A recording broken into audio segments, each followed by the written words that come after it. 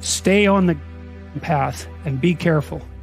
Because if you start to mess around and you deviate, especially if you know that you're deviating, things are not going to go well for you.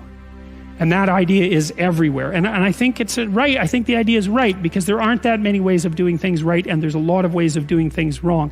And if you do things wrong, the consequences of doing them wrong can be truly catastrophic. And I'm not saying don't have fun. I'm not saying don't sing and dance and play. Enjoy life, of course, and relish the joy of life. But I think you have to make sure you don't dance your life away. Never stray from the way. I think that's what this is about. All the fun and the singing and the dancing and all the play, it's okay. It's good. But all those things can be distractions, because there is a path. There is a way.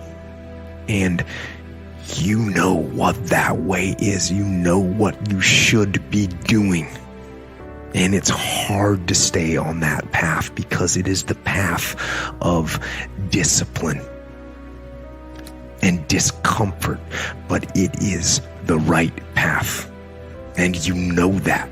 And it is that path that will ultimately lead you to where you really want to be, so that you can live and you can die without regrets. I think a lot of times people are trying to find the path, and they're looking all around different places and different people and different influences. But man, I think so often that path, you know what the path is, and people know what they're supposed to be doing, but they just don't get on the path and stay on the path. All my belief systems have collapsed. It's like, yeah, maybe you've just allowed them to collapse because it's a hell of a lot easier than acting them out. And the price you pay is some meaningless suffering, but you can always whine about that and people will feel sorry for you. See, you don't want to wind up at the end of your life and discover that you've lived only 1/10 of it. And the other 9/10 went down the drain. Every day, stand guard at the door of your mind.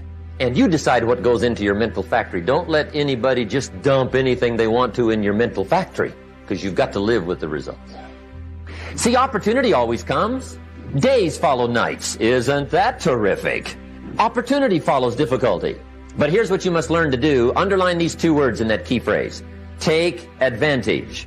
And I guess it also means even God himself can only take so much. Just be on the lookout of the things that can destroy all the good you start. The war is on.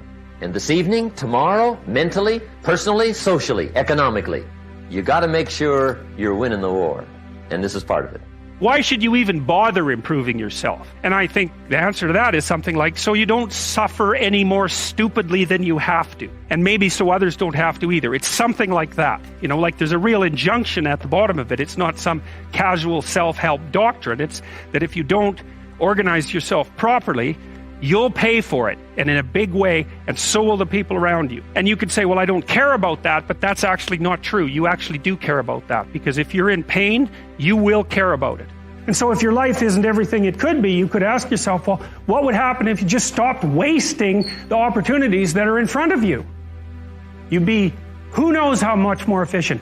10 times more efficient, 20 times more efficient. That's the Pareto distribution. You have no idea how efficient people get. It's completely off the charts. Well, and if we all got our act together collectively and stopped making things worse, because that's another thing people do all the time. Not only do they not do what they should to make things better, they actively attempt to make things worse because they're spiteful or resentful or arrogant or deceitful or homicidal or genocidal or all of those things all bundled together in an absolutely pathological package. If people stopped really trying just to make things worse, we have no idea how much better they would get just because of that.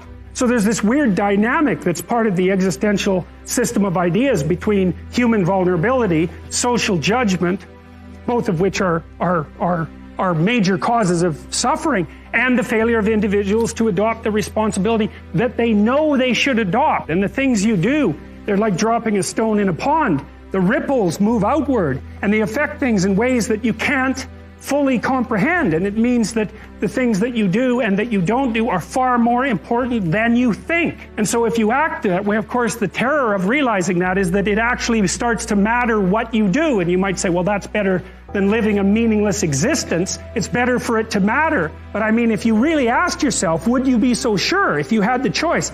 I can live with no responsibility whatsoever. The price I pay is that nothing matters. Or I can reverse it and everything matters. So that's the payoff, and I actually think that's the motivation. The amount of things that we have zero control over is very small. So many things, if we look at ourselves and say, what could I do better? What could I do different? How can I make an adjustment here? The reason that you're probably stuck in this loop continually is because the things that you're blaming on other people, take ownership of them, get them fixed. Take ownership of them and get them fixed. Take ownership of them, make some moves. Take ownership of them, look what you can do different. That's what you have to do. Pathway forward is to adopt a mode of being that has some nobility so that you can tolerate yourself and perhaps even have some respect for yourself as someone who's capable of standing up in the face of that terrible vulnerability and suffering, and that the pathway forward, as far as the existentialists are concerned, is by, well, certainly by the avoidance of deceit, particularly in language, but also by the adoption of responsibility for the conditions of existence and some attempt on your part to actually rectify them. And the thing that's so interesting about that is, if you take people, and I've told you this, and you expose them voluntarily to things that they are avoiding and are afraid of, that they know they need to overcome in order to meet their goals, their self-defined goals. If you can teach people to stand up in the face of the things they're afraid of, they get stronger. And you don't know what the upper limits to that are, because you might ask yourself, like, if for 10 years, if you didn't avoid doing what you knew you needed to do, by your own definitions, right, within the value structure that you've created, to the degree that you've done that, what would you be like? Well, there are remarkable people who come into the world from time to time, and there are people who do find out over decades-long periods what they could be like if they were who they were, if they spoke their being forward. And they'd get stronger and stronger and stronger, and we don't know the limits to that. We do not know the limits to that. And so you could say, well, in part, perhaps the reason that you're suffering unbearably can be left at your feet, because you're not everything you could be, and you know it. And of course, that's a terrible thing to admit, and it's a terrible thing to consider, but there's real promise in it, right? Because it means that perhaps there's another way that you could look at the world and another way that you could act in the world. So what it would reflect back to you would be much better than what it reflects back to you now. The key is what you do about it. It's not what happens, it's what you do about it. And he said, if you will start that process of change, do something different the next 90 days than you did the last 90 days. Like picking up the books to read. Do something different, like the new health disciplines, relationship with your family, whatever it is, doesn't matter how small it is. If you'll start doing different things with the same circumstances, since we cannot change the circumstances, but we can change ourselves. To have more, you simply have to become more. Don't wish it was easier, wish you were better. Don't wish for less problems, wish for more skills. Start working on yourself, making these personal changes. You just go to work on the right thing. Not get things out there to change. Don't try to change the seed. Don't change the soil. Don't change the sunshine. Don't change the rain. Don't change the mix of seasons. Let the miracle of everything that's available work for you, and start working on the inside. Work on your philosophy. Work on your attitude. Work on your personality. Work on your language. Work on the gift of communication. Work on all of your abilities. And if you'll start making those personal changes, I'm telling you, everything will change.